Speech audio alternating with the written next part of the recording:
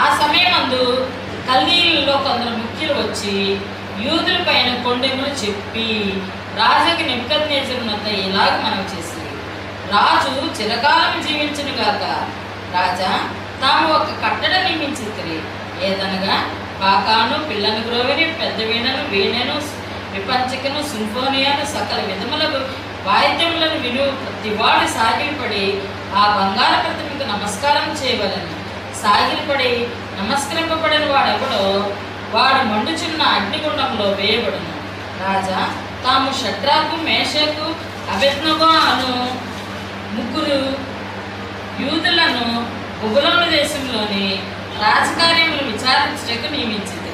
ఆ మనుషులు తమ ఆజ్ఞలను లక్ష్య పెట్టలేదు, తమ దేవతలను పూజించుట లేదు, తమను నిలువబెట్టించిన బంగారు ప్రతిమకు నమస్కరించుటే లేదన్నది.